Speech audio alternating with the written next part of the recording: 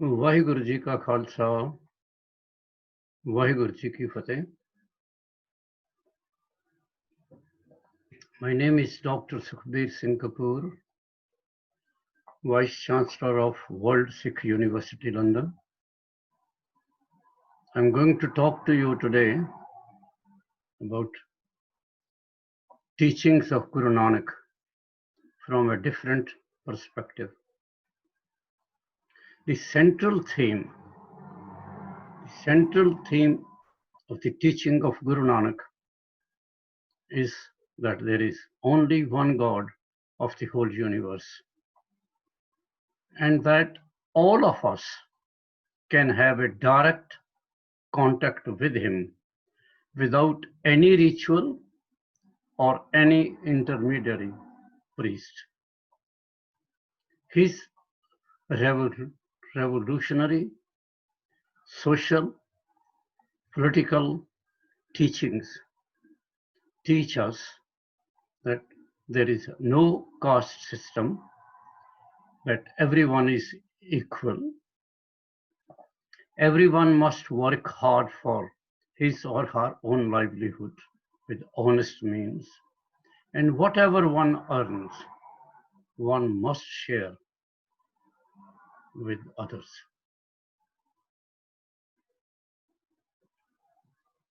Guru Nanak is a great world philosopher, is a great world prophet, a great world teacher. He lived a life about 70 years on this earth, and in between that, at the age of about 35, he went to meet the Almighty at his invitation and brought back with him the Sikh Mool Mantra and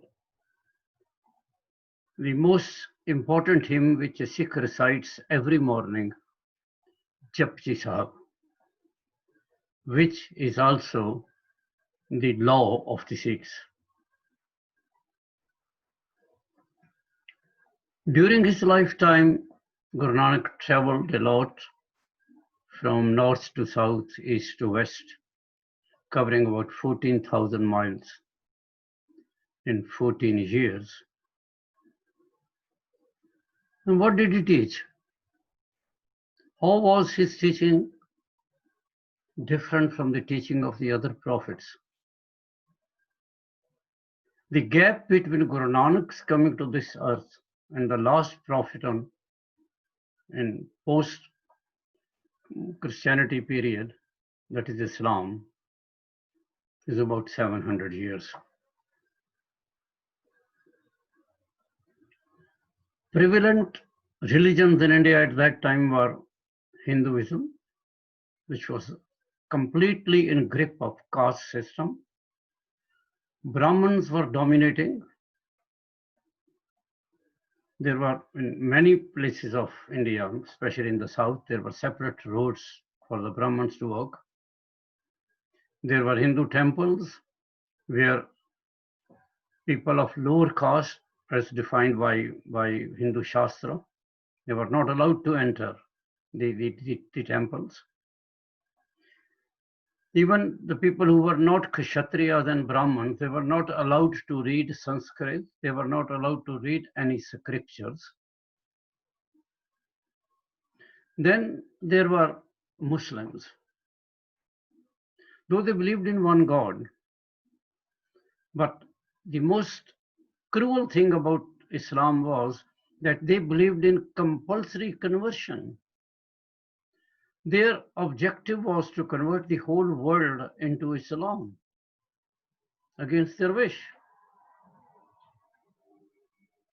After the death of Prophet Muhammad, within few hundred years, they started from the Middle East and spanning many thousand miles in many countries, they converted those people into Islam.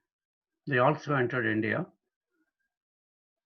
And you can appreciate that after the division of India in 1947 into Pakistan and India, Pakistan purely an Islamic state, and Bangladesh purely an Islamic state. Even now, we have the population of Islam in India is only second to the countries in the universe, in the world. So much conversion was done, and most of the conversion was with sword. It is that period of time when the Sikh gurus preached, led by Guru Nanak Dev Ji. Hindus believed in so many Devi Devtas.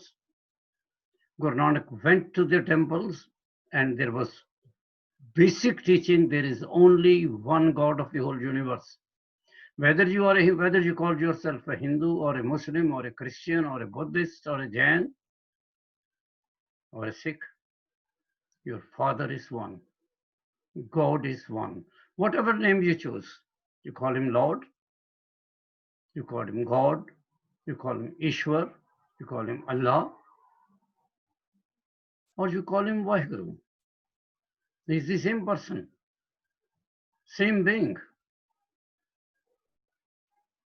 This then denotes, this takes one step forward. Guru Nanak said, if you are children of all one Father, then you must live in harmony, must live in peace, must live in love. And that is what the Father has taught. Then Guru Nanak said, Father controls the whole universe. He is the creator. He sustains the world. And he is also the destroyer. He has not decentralized his duties. He is the sole creator, sustainer, and the destroyer. This is a very, very important teaching of Guru Nanak. So that then takes you away from worship of so many 33 million Devi Devtas. When you say you worship, in Sikhism, Guru Nanak said you worship only one God, no image, no statue. Nirakar, Nirinkar. Him you have to communicate with. And you don't need, as I said before, any intermediary. You don't need any rituals. And he said, very simple ways. If you do part of Japji Sahab, you are very close to God. Understand it.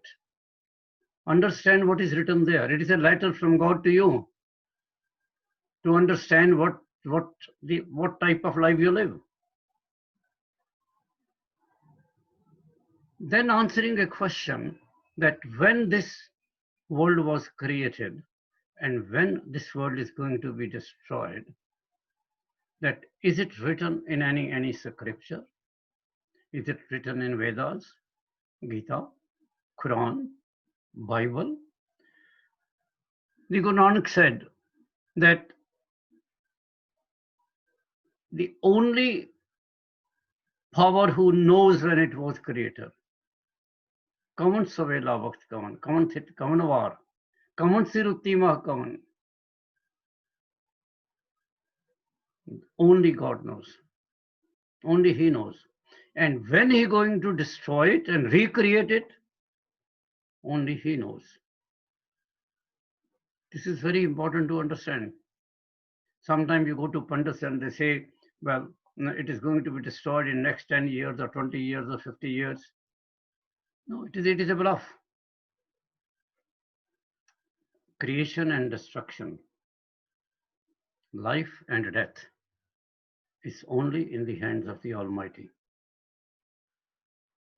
Then Guru Nanak said that everything which you need as a human being, or everything which you need as a being, as any living creature who has life, like birds and animals, that your need that has been already supplied by God. And that is enough until this world or this universe exists. He says, Asan loe loe bhandar, jo kuch paye, so ekavar, kar kar vekhe sirjanhar. Whatever he wanted to put in, oil, water, vegetation, whatever, he has already put that in. And that will be enough until the doomsday, until the day of Qiyamah, as we call it. Sometimes we get very depressed in life. But we have so many desires. And then we start thinking, is there a God? Whether you think there is a God or you think there is no God, it doesn't make any difference to him. He is there.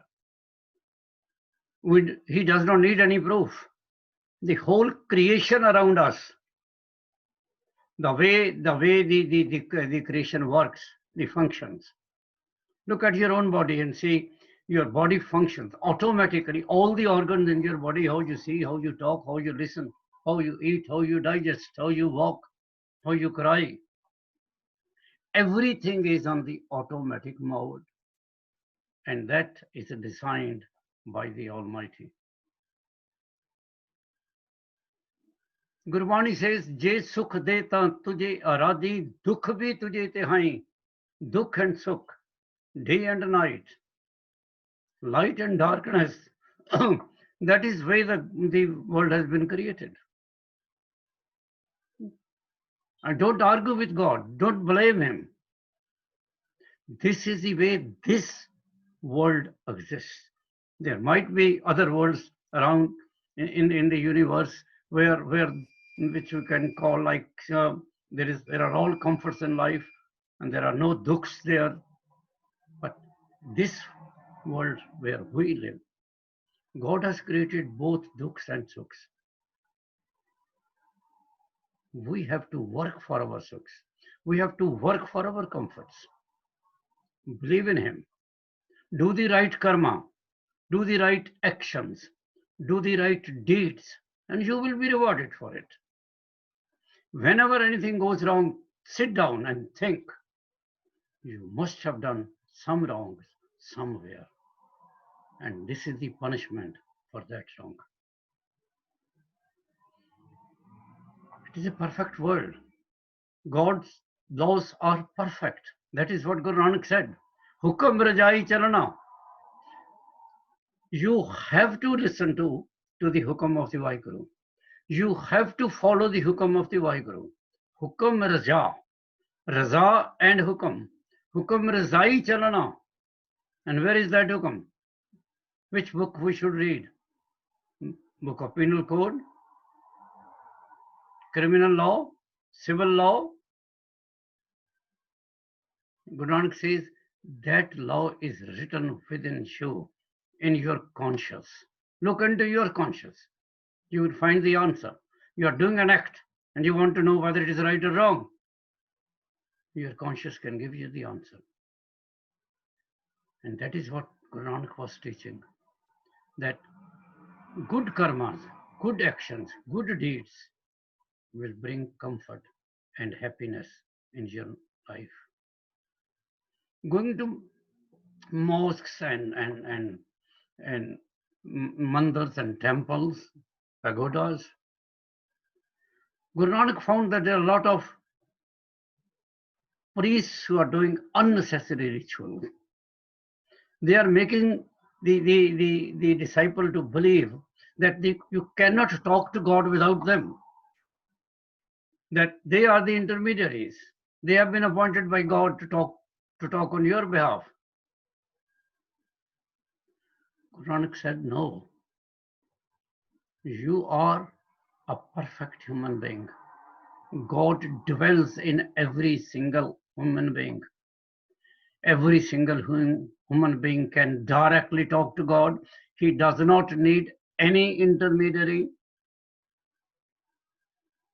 The only intermediary he needs is his belief,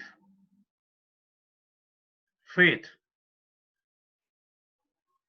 We normally say that Shabad, the hymn, is a bridge between you and Vaheguru. And that is what Guru Nanak said. Say Vaheguru. Simran, he said, is one of a very important tool of communication with God. In Japji Sahib, he gave you 3 different modes of worship. And that is, I think, the core of his teachings. People asked him, how do we worship? How do we remember God? He said, you can listen to his word. Go to Gurdwara, go to church, go to mosque, go to mandir, go anywhere where his name is being recited. Go and listen. That is why in Sikhism, going to a Gurdwara is imperative, is very important.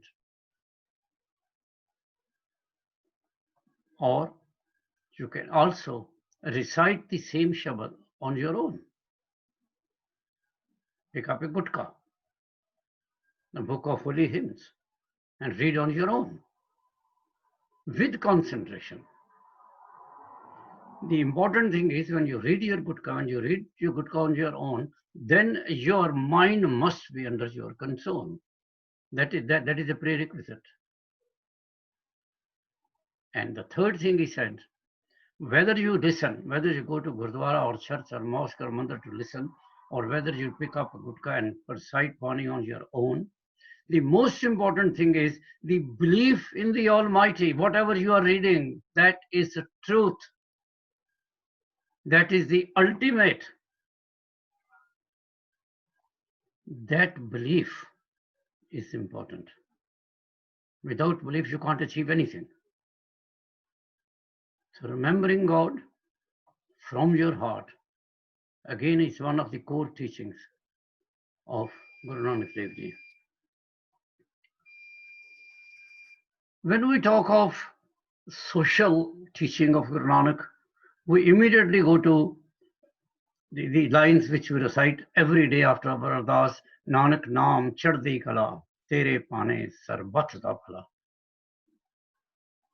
This is from where I started. There is one God of the whole universe, so that we all are related to each other. Every morning when we do our prayers, we fold our hands and say, "O Almighty God, give happiness to everyone." That is the teaching. That is the teaching of Guru Nanak Dev Ji. Sarbat da Bhala. Don't be selfish. Come out from your own. Help others. Feed the poor.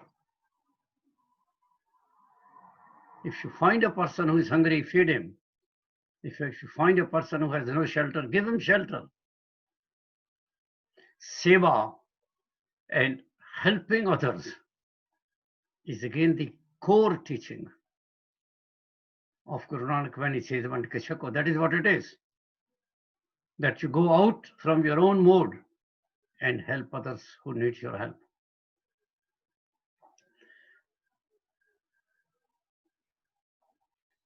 Then if we say his political teaching,